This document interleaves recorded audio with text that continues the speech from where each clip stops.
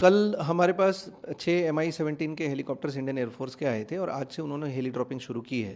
तो आज कुछ 48 बूथ की हेली ड्रॉपिंग होनी है, जहाँ पे 48 बूथ्स के ईवीएम और पोलिंग पार्टीज़ को हेलीकॉप्टर से ड्रॉप किया जा रहा है। ये सभी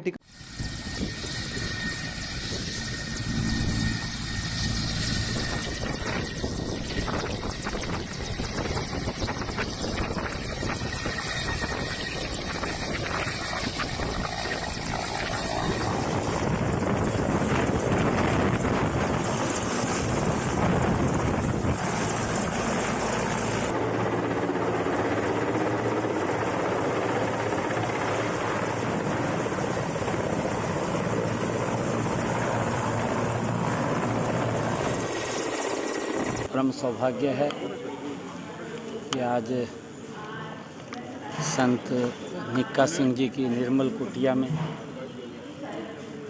आने का सुबह सुबह यहाँ सौभाग्य प्राप्त हुआ है। इसकी है जिसमें लाखों की संख्या में इसके अनुयायी हैं, वो जुड़े हुए हैं। आज मुझे यहाँ आने का अवसर मिला है संत निक्का सिंह जी की इस निर्मल कुटिया पर।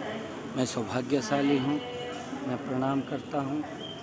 और क्योंकि मुझे भी यहाँ सेवा करने का आज अवसर मिला। रोज शाम को खबर आती है कांग्रेस की लिस्ट आ गई, लेकिन फिर आती ही नहीं है।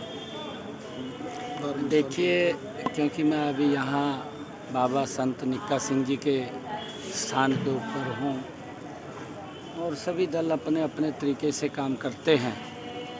उनका बड़ा मंथन चल रहा है। मंथन के आधार के ऊपर वो अपनी लिस्ट को कौन आएगा कौन नहीं आएगा वो निकालेंगे। परंतु हम जो आदरणीय नरेंद्र मोदी जी ने पिछले 10 वर्षों में काम किए हैं, गरीब के हित में किए हैं।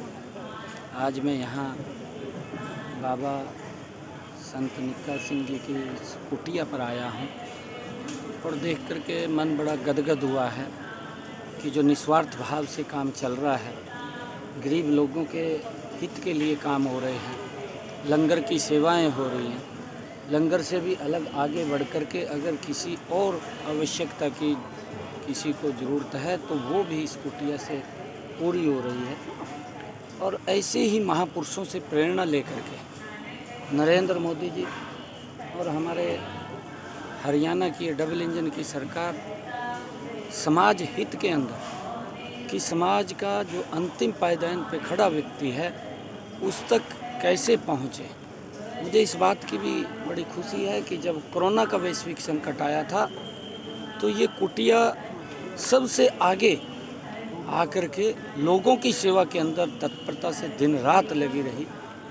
और नरेंद्र मोदी जी ने भी इस देश को आगे बढ़ाने में एक संत के रूप में नरेंद्र मोदी जी वो काम कर रहे हैं। वो अपने लिए नहीं, देश के 140 करोड़ लोगों के लिए कर रहे हैं। और यही प्रेरणा उन्होंने संत निक्का सिंह जी से ली है, क्योंकि उनका जीवन वो दूसरों के उनके उत्थान के लिए, उनको कोई दिक्कत ना है उसके लिए उनका पूरा जीवन रहा है और अपना पूरा जीवन उन्होंने लगाया है। और उसको आगे बढ़ाते हुए पूरे अब जो अनुयायी हैं वो लगातार इस काम को आगे बढ़ा रहे हैं।